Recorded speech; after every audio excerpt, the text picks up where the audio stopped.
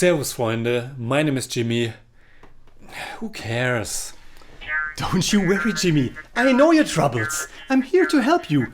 Don't despair. You get 3 boons, but 3 boons only. 3 boons? 3 boons, but 3 boons only. So you better be careful, Jimmy. 3 boons, 3 boons only. Okay, I want the biggest success for my channel. The biggest success it is, Jimmy. I want the best equipment for my studio here. The best equipment you shall have, Jimmy. I want to get rid of the Bodymeister. Forever. The Bodymeister is gone. Forever. Wait, that's me! That's me!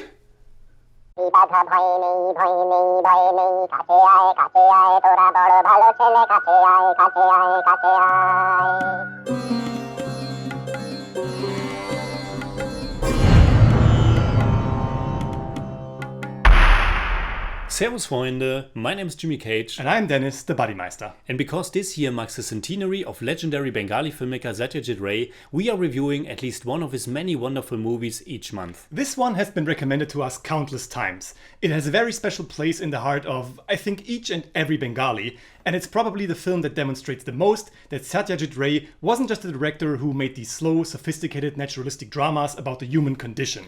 As an author and filmmaker, Ray was also very interested in coming up with great stories and characters for a younger audience. His many wonderful short stories, his Feluda adventures, and not the least, this movie and a few others are well beloved by people of all ages.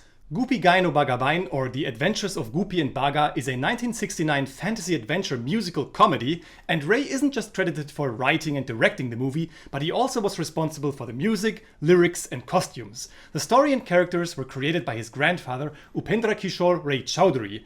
Gupi Gai and Bagabain, a fun musical duo, first appeared in the Bengali children's magazine Sandesh in 1915.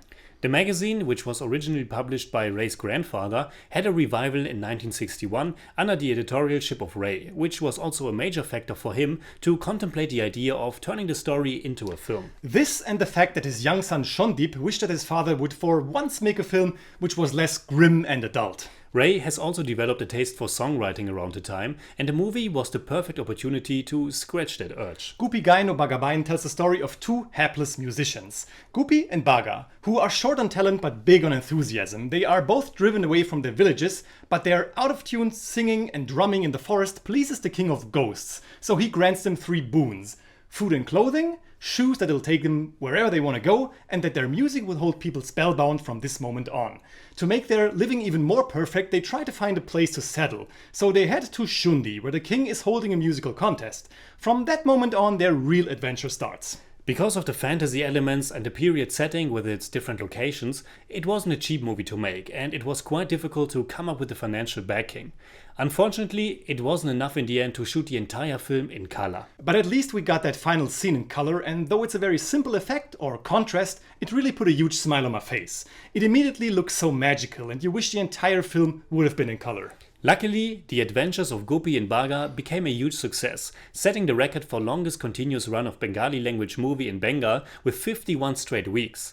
It also won the Best Feature Film and Best Direction awards at the National Film Awards. And 11 years later, Ray did make a sequel, The Kingdom of Diamonds, and this time in full color from beginning to end. And another 11 years later, it became a trilogy with the release of Gupi Baga Pire Elo, written and directed by Satyajit Ray's son, Shondip Ray. But while Ray's first film was a huge success with Bengali audiences, it wasn't received nearly the same as his other films by international critics. In his Satyajit Ray biography, Andrew Robinson has written, "Nothing demonstrates the gap between Ray's Bengali audience and his foreign audience more clearly than the 2 musical comedies he has made." And I can see why. I think at this point in our exploration of Indian cinema, we are primed and experienced enough to adapt our mindset and find a good access to films that are very foreign to us. And with this one, I think there's just a lot that's lost in translation. A lot of wordplays and the beauty of the Bengali language. A lot of that is obviously lost on us, and unfortunately it's also such a shame that the movie isn't available in better quality. This was actually the main reason why it took us so long until we finally reviewed it. Up until now we simply didn't want to watch it in the really subpar quality that it's available in, but we also didn't want to exclude it from our Satyajit Ray special. Fortunately, as far as we know, the film has been preserved by the Academy, so hopefully someday someone will remaster it and present it in its full glory to the world. The version that we watched was very blurry and very dark, and oftentimes we could only imagine how much better the atmosphere and scope must feel if you actually see the images with the vast and rich backgrounds crispy clear. Oh yes, we had to fight our way through the movie at times, but it was definitely worth it. I really like this movie and I can't wait to watch the second one. How about you? I liked it a lot. Sure, you have to keep in mind that it's 52 years old by now and that it's primarily conceived as a children's film, and that we simply won't get all the nuances and touches that can only be fully understood by a native audience. And please also keep in mind that we of course share no nostalgia for the film.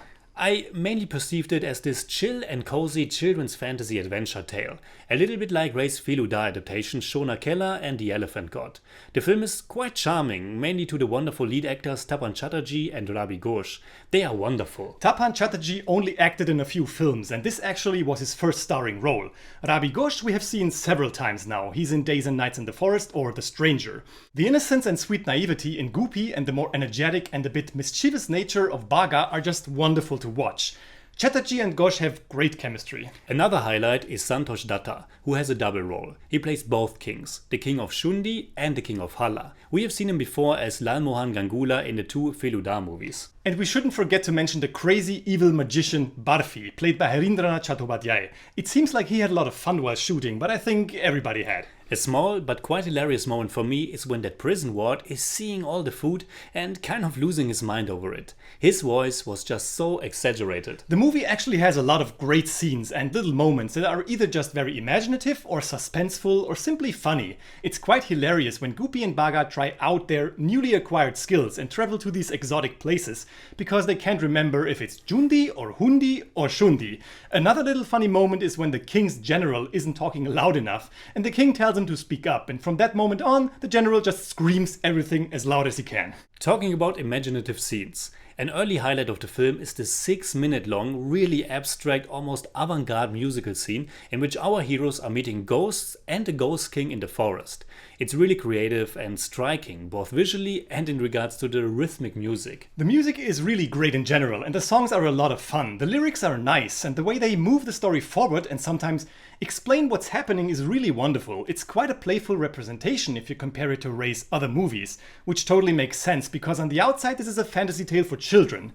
I'm saying on the outside because I really think that there's something in it for everybody. The lyrics, the costumes, the settings, the effects. And there's this nice anti-war message too. How the war is prevented because Gopi and Bhaga make food, make sweets fall out of the sky. And it's so touching how music is saving the king of Halla who is under the influence. Goopy and Bhaga have pure hearts. They are good heroes and they use their superpowers for good things. They're not craving for great power, nor do they have the desire to avenge the injustices they have suffered. They just want to live a good life, so they deserve the happy ending they get. Yes. Now, it's not really a criticism, just something that I noted. Similar to the Feluda movies, this movie once again has very little female characters, or actually there isn't a single talking part for a woman. The only two women we see are Monimala and Muktamala, the daughters of the two kings. Maybe that changed in Hirak Rajar Deshe? Maybe, but I doubt it. So, what would we say in German about the adventures of Goopy and Bhaga? Gopi und Bhaga muss man einfach ins Herz schließen. Satyajit Rays Kinderfilm ist eigentlich für alle geeignet, die vergnügliches und fantasievolles Kino mögen. Ein Film für die ganze Familie. I give The Adventures of Gopi and Bhaga 8 out of 10. It's more like 7.6, but I don't do that. For me, it's 7 out of 10. It's more like 7.3, but I don't do that either. ঠিক আছে কেমন হয়েছে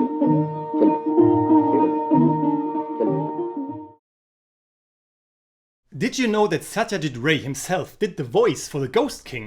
It's actually 2 voice tracks brought together that were recorded at different speeds. Didn't know that.